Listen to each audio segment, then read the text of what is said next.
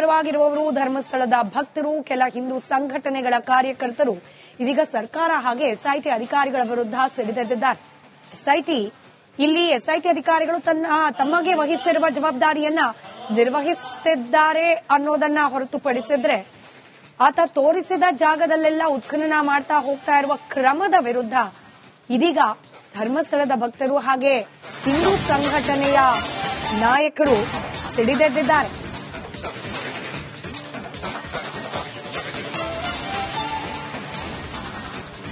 ಧರ್ಮಸ್ಥಳದ ವಿರುದ್ಧದ ಅಪಪ್ರಚಾರಕ್ಕೆ ಕಡಿವಾಣ ಯಾಕೆ ಹಾಕ್ತಿಲ್ಲ ಅಂತ ಹೇಳಿ ಆಕ್ರೋಶ ವ್ಯಕ್ತಪಡಿಸಲಾಗ್ತಾ ಇದೆ. 13 ದಿನ ಕಳೆದರೂ ಕೂಡ ಯಾವುದೇ ಶವ ಸಿಗದಿದ್ದು ಉತ್ಖನನ ಕಾರ್ಯವನ್ನ ಮುಂದುವರೆಸಿರೋದು ಯಾಕೆ? ಸರ್ಕಾರ ಈ ವಿಚಾರದಲ್ಲಿ ಯಾಕೆ ಮೌನ ವಹಿಸಿದೆ ಅಂತ ಹೇಳಿ ಪ್ರತಿಭಟನಾಕಾರರು ಆಗ್ರಹಿಸುತ್ತಿದ್ದಾರೆ.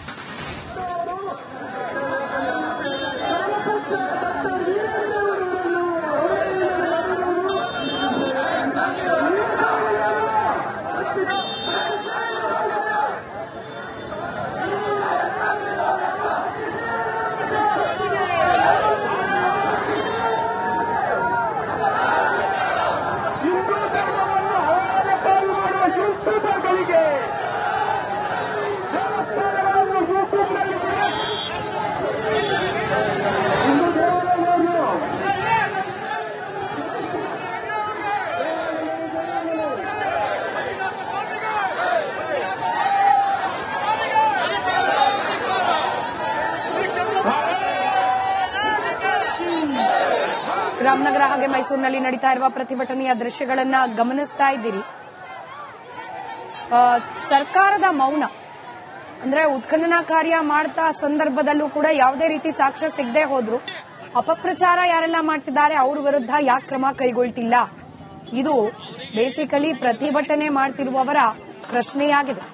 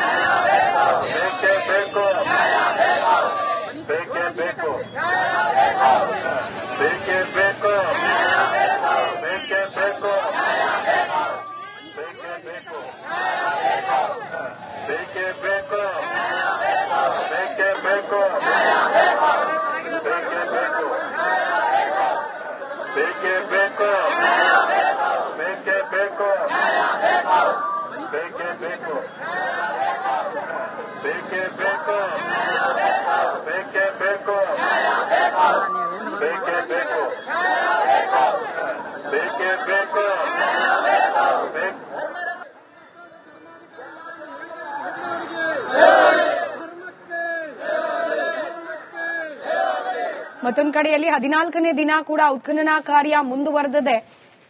ಇದರ ಮತ್ತಷ್ಟು ಡೀಟೇಲ್ಸ್ ನೊಂದಿಗೆ ನನ್ನ ಕಲೀಗ್ ದಿನೇಶ್ ನೇರ ಸಂಪರ್ಕದಲ್ಲಿದ್ದಾರೆ. ದಿನೇಶ, ಒಂದ್ ಕಡೆ ಅಪಪ್ರಚಾರ ಮಾಡ್ತಿರುವವರ ವಿರುದ್ಧ ಕ್ರಮಕ್ಕಾಗ್ರಹಿಸಿ ರಾಜ್ಯದ ಬೇರೆ ಬೇರೆ ಭಾಗಗಳಲ್ಲಿ ಪ್ರತಿಭಟನೆಗಳು ಜೋರಾಗ್ತಾ ಇದೆ. ಆದ್ರೆ ಈ ಪ್ರತಿಭಟನೆಗೂ ಎಸ್ಐಟಿ ತನಿಖೆಗೂ ಯಾವುದೇ ರೀತಿ ಲಿಂಕ್ ಇಲ್ಲ, ಹಾಗೆ ಪರಿಣಾಮಗಳು ಕೂಡ ಬೀರೋ ಹಾಗಿಲ್ಲ. ಎಸ್ಐಟಿ ತನಿಖೆ ವಹಿಸಿರುವ ಕಾರ್ಯವನ್ನ ಮುಂದುವರೆಸಿದೆ. ಈ ಉತ್ಖನನ ಕಾರ್ಯ ಇವತ್ತು ಕೂಡ ಮುಂದುವರೆಸಿರೋದು. ಡೀಟೇಲ್ಸ್ ಹಂಚಿಕೊಳ್ಳೋದಾದ್ರೆ ಸ್ಮಿತಾ, 13ನೇ ಪಾಯಿಂಟ್ನ ಪಕ್ಕದಲ್ಲಿ ಉತ್ಖನನ ಕಾರ್ಯ ಬರದಿಂದ ಸಾಗ್ತಾ ಇರುವಂತದ್ದು. ಮಳೆ ಬರುವಂತಹ ಸಾಧ್ಯತೆಗಳು ಕೂಡ ಇದೆ. ಹೀಗಾಗಿ ಮಳೆಯ ನಡುವೆಯೂ ಕೂಡ ಈ ಒಂದು ಉತ್ಖನನ ನಡೆಸುವುದಕ್ಕೆ ಈಗಾಗಲೇ ಅಧಿಕಾರಿಗಳು ಮುಂದುವರೆದಿರುವಂತದ್ದು. ನೀವೀಗ ದೃಶ್ಯದಲ್ಲಿ ಗಮನಿಸಬಹುದು, ಹನಿ ಹನಿ ಮಳೆ ಬರ್ತಾ ಇದೆ. ಮಳೆಯ ನಡುವೆ ಈ ಒಂದು ಉತ್ಖನನ ಪ್ರಕ್ರಿಯೆ ಅನ್ನುವಂಥದ್ದು ಸಾಗ್ತಾ ಇರುವಂತದ್ದು. ಸ್ಥಳದಲ್ಲೇ ಎಸಿ ಸ್ಟೆಲ್ಲಾ ವರ್ಗೀಸ್ ಅವರು ಕೂಡ ಇದ್ದಾರೆ. ಎಲ್ಲರೂ ಕೂಡ ಆ ಒಂದು ಉತ್ಖನನದ ಪಕ್ಕದಲ್ಲೇ ನಿಂತು ನೋಡ್ತಾ ಇರುವಂತಹ ದೃಶ್ಯವನ್ನು ಕೂಡ ಗಮನಿಸಬಹುದು. ಜೊತೆಗೆ ಕೆಳಭಾಗದ ಕೆಸರು ಮಣ್ಣು ಸಿಕ್ಕಿದಂತ ಒಂದು ಲಕ್ಷಣಗಳು ಕೂಡ ಕಾಣಿಸ್ತಾ ಇದೆ. ಮತ್ತೊಂದು ಹಿಟಾಚಿ ನೋಡಬಹುದು, ಆ ಭಾಗದಲ್ಲಿ ದೊಡ್ಡ ಹಿಟಾಚಿ ಏನಿದೆ ಅದರ ಮಣ್ಣು ಸ್ವಲ್ಪ ಕೆಸರು ಮಣ್ಣು ಸಿಕ್ಕಿದಂತ ಲಕ್ಷಣಗಳು ಕೂಡ ಕಾಣಿಸ್ತಾ ಇದೆ. ಯಾಕಂದ್ರೆ ಈ ಒಂದು ಪ್ರದೇಶ ಏನಿದೆ ಇದರ ಪಕ್ಕದಲ್ಲಿ ನೇತ್ರಾವತಿ ನದಿಯ ಕಿಂಡಿ ಅಣೆಕಟ್ಟು ಇದೆ. ಹೀಗಾಗಿ ಹೆಚ್ಚಿನ ನೀರು ಶೇಖರಣೆ ಆ ಭಾಗದಲ್ಲಿ ಇದೆ. ಹೀಗಾಗಿ ಹೊರತೆ ನೀರು ಈ ಭಾಗಕ್ಕೆ ಬಂದಿರುವ ಸಾಧ್ಯತೆಗಳು ಕೂಡ ಇದೆ. ಹೀಗಾಗಿ ಆ ದೊಡ್ಡ ಹಿಟಾಚಿಯಲ್ಲಿ ಗಮನಿಸಬಹುದು ಕೆಸರು ಮಿಶ್ರಿತವಾದಂತಹ ಮಣ್ಣನ್ನು ಈಗಾಗಲೇ ಈಗಾಗಲೇ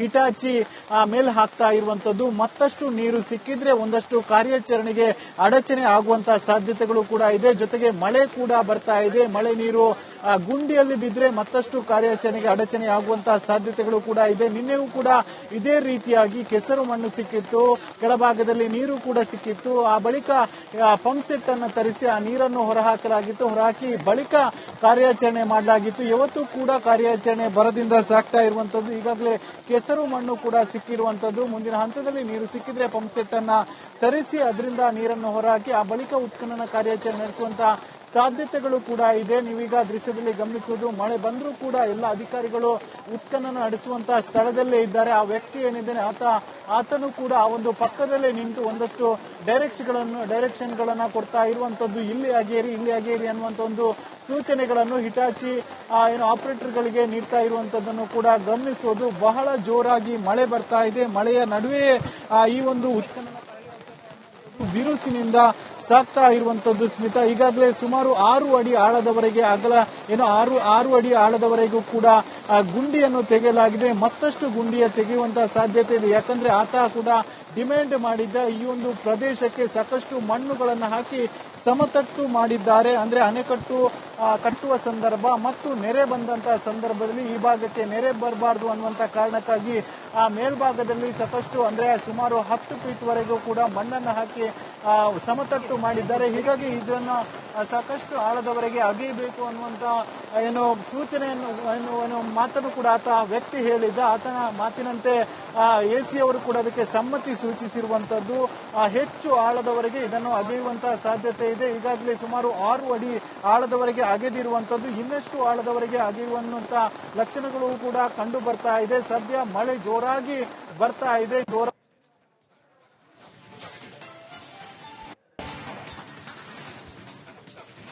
ಒಂದಷ್ಟು ಅಡೆತಡೆ ಆಗುವಂತಹ ಸಾಧ್ಯತೆಗಳು ಕೂಡ ಇದೆ. ಆದ್ರೂ ಕೂಡ ಕಾರ್ಯಾಚರಣೆ ಅನ್ನುವಂಥದ್ದು ವೇಗವಾಗಿ ಸಾಗ್ತಾ ಇದೆ. ನೀವೀಗ ದೃಶ್ಯದಲ್ಲಿ ಕೂಡ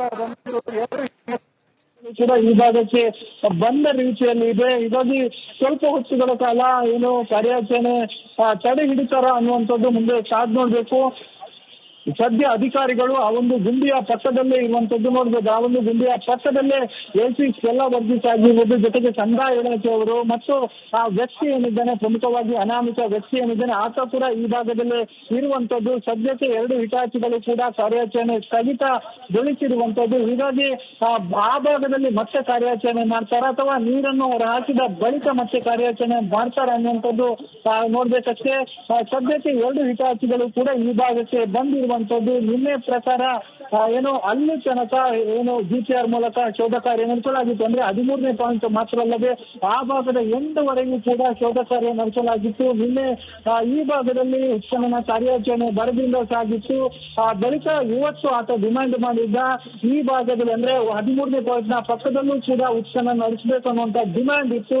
ಆತನ ಡಿಮ್ಯಾಂಡ್ ನಂತೆ ಇವತ್ತು ಈ ಭಾಗದ ಅಂದ್ರೆ 13ನೇ ಪಾಯಿಂಟ್ ನ ಪಕ್ಕದಲ್ಲೂ ಕೂಡ ಉತ್ಖನನ ನಡೀತಾ ಇರುವಂತದ್ದು. ಸುಮಾರು 5 ಅಡಿ ಆಳದವರೆಗೆ ಈಗಾಗಲೇ ಅಗೆದಿರುವಂತದ್ದು. ಮತ್ತಷ್ಟು ಅಗೆಯುವಂತಹ ಸಾಧ್ಯತೆ ಇದೆ. ಸದ್ಯ ದೊಡ್ಡ ಹಿಟಾಚಿ ಮೂಲಕವಾಗಿ ಕಾರ್ಯಾಚರಣೆ ಸಾಗ್ತಾ ಇರುವಂತದ್ದು. ಕೆಲ ಹೊತ್ತಿನ ಮುಂದೆ 2 ಹಿಟಾಚಿಗಳ ಮೂಲಕವಾಗಿ ಕಾರ್ಯಾಚರಣೆ ಸಾಗ್ತಾ ಇತ್ತು. ಸದ್ಯ ದೊಡ್ಡ ಹಿಟಾಚಿ ಮೂಲಕ ಕಾರ್ಯಾಚರಣೆ ಸಾಗ್ತಾ ಇರುವಂತದ್ದು.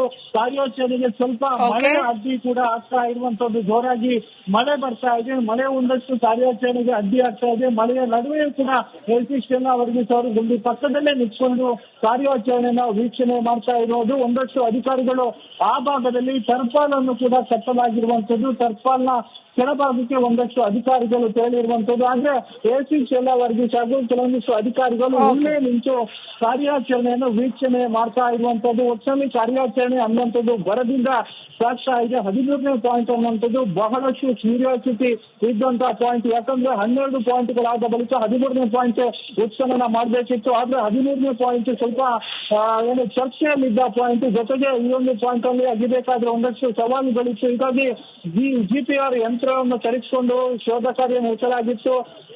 ಅದರಲ್ಲಿ ಯಾವುದೇ ರೀತಿಯ ಕಳೆಬರ ಪತ್ತೆ ಆಗಲಿಲ್ಲ. ಹೀಗಾಗಿ ಆ ನಂತರವಾಗಿ ಈ ರೀತಿಯಾದಂತಹ ಹಿಟಾಚಿಗಳನ್ನ ಬಳಸಿಕೊಂಡು ಕಾರ್ಯಾಚರಣೆ ಮಾಡ್ತಾ ಇರುವಂತದ್ದು ಬಹಳಷ್ಟು ಚರ್ಚೆಯಲ್ಲಿದ್ದಂತಹ ಪಾಯಿಂಟ್. ಹೀಗಾಗಿ ಸಾರ್ವಜನಿಕರು ಕೂಡ ಹೆಚ್ಚು ಬಂದು ವೀಕ್ಷಣೆ ಮಾಡ್ತಾ ಇದ್ದಾರೆ. ಅಂದ್ರೆ 13ನೇ ಪಾಯಿಂಟ್ ಅಲ್ಲಿ ಏನು ಸಿಗುತ್ತೆ ಅನ್ನುವಂತ ನಿಟ್ಟಿನಲ್ಲಿ ವೀಕ್ಷಣೆ ಮಾಡ್ತಾ ಇದ್ದಾರೆ. ಜೊತೆಗೆ ಆ ಒಂದು ದೂರುದಾರ ಏನಿದ್ದಾನೆ ಆತ ಬಹಳಷ್ಟು ಹೋಪ್ಸ್ ಅಲ್ಲಿ ಇದ್ದಂತ ಪಾಯಿಂಟ್, ಬಹಳಷ್ಟು ಕಾನ್ಫಿಡೆಂಟ್ ಅಲ್ಲಿ ಇದ್ದಂತ ಪಾಯಿಂಟ್ ಇದು. ಆತ ವಿಚಾರಣೆ ಸಂದರ್ಭದಲ್ಲಿ 13ನೇ ಪಾಯಿಂಟ್ ನಲ್ಲಿ ಸಾಕಷ್ಟು ಶವಗಳನ್ನ ಹೂಚಿದ್ದೇನೆ ಅನ್ನುವಂತ ಮಾಹಿತಿಯನ್ನು ಕೊಟ್ಟಿದ್ದ. 13ನೇ ಪಾಯಿಂಟ್ ಅಲ್ಲಿ ನಾನು ಸಾಕಷ್ಟು ಶವಗಳನ್ನು ಹೂಚಿಟ್ಟಿದ್ದೇನೆ, ಹೀಗಾಗಿ 13ನೇ ಪಾಯಿಂಟ್ ಅನ್ನ ಹೆಚ್ಚು ಆಳ ಮತ್ತು ಅಗಲದವರೆಗೂ ಕೂಡ ಅಗಿಬೇಕು ಅನ್ನುವಂತ ಭಾರಿ ಡಿಮ್ಯಾಂಡ್ ಮಾಡಿದ. ಆತನ ಡಿಮ್ಯಾಂಡ್ ರೀತಿಯಲ್ಲಿ ಈಗ ಕಾರ್ಯಾಚರಣೆ ಸಾಗ್ತಾ ಇರುವಂತದ್ದು. ನಿನ್ನೆಯೂ ಕೂಡ ಈ 13ನೇ ಪಾಯಿಂಟ್ ಅಲ್ಲಿ ಹೆಚ್ಚು ಆಳ ಅಗಲಕ್ಕೆ ಅಗೇನಾಗಿರುವಂತದ್ದು. ಈ ಹಿಂದಿನ ಪಾಯಿಂಟ್ ಗಳನ್ನು ನೋಡ್ತಾ ಬಂದ್ರೆ 12 ಪಾಯಿಂಟ್ ಆಗಿರ್ಬೋದು, ಜೊತೆಗೆ 14, 15, 16ನೇ ಪಾಯಿಂಟ್ ಕೂಡ ಆಗಿರ್ಬೋದು. ಅದು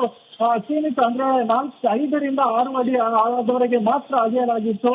ಆದ್ರೆ ಇದನ್ನು ನಿನ್ನೆ ಸುಮಾರು 18 ಅಡಿ ಆಳದವರೆಗೂ ಕೂಡ ಅಗೆಯಲಾಗಿರುವಂತದ್ದು. ಸುಮಾರು 20 ರಿಂದ 25 ಅಡಿ ಅಗಲದವರೆಗೂ ಕೂಡ ಅಗಲಾಗಿತ್ತು. ಇವತ್ತು ಕೂಡ ಅದೇ ರೀತಿ ಸುಮಾರು 18 ಅಡಿ ಆಳದವರೆಗೂ ಕೂಡ ಅಗೆಯುವುದಕ್ಕೆ ಈಗಾಗಲೇ ಎಸ್ಐಟಿ ಅಧಿಕಾರಿಗಳು ಜೊತೆಗೆ ಎಸಿಯವರು ಕೂಡ ಸಮ್ಮತಿ ಸೂಚಿಸಿರುವಂತದ್ದು. ಅದರಂತೆ ಆತ ಡೈರೆಕ್ಷನ್ ಗಳನ್ನು ಕೊಡ್ತಾ ಇದ್ದಾನೆ. ಅಂದ್ರೆ ಇಲ್ಲಾಗಿರಿ ಅಂತ ಜೆಸಿಬಿ ಆಪರೇಟರ್ ಗಳಿಗೆ ಕೆಲವೊಂದು ಸೂಚನೆಗಳನ್ನು ಕೊಡ್ತಾ ಇದ್ದಾನೆ. ಅದರಂತೆ ಜೆಸಿಬಿ ಆಪರೇಟರ್ಗಳು ಕೂಡ ಆತನ ಸೂಚನೆಯನ್ನು ಕೇಳಿಕೊಂಡು ಎಸಿಯವರ ಅನುಮತಿಯನ್ನು ಪಡೆದುಕೊಂಡು ಈ ರೀತಿಯಾದಂತಹ ಕಾರ್ಯಾಚರಣೆಯನ್ನು ಕೂಡ ನಡೆಸ್ತಾ ಇರುವಂತದ್ದು. ಕಾರ್ಯಾಚರಣೆ ಸದ್ಯ ಒಂದು ಹಿಟಾಚಿ ಮೂಲಕವಾಗಿ, ಅಂದ್ರೆ ದೊಡ್ಡ ಒಂದು ಹಿಟಾಚಿ ಮೂಲಕವಾಗಿ ಸಾಗ್ತಾ ಇರುವಂತದ್ದು. ಸ್ಮಿತಾ, ಧನ್ಯವಾದ ದಿನೇಶ್ ಮಾಹಿತಿಗಾಗಿ.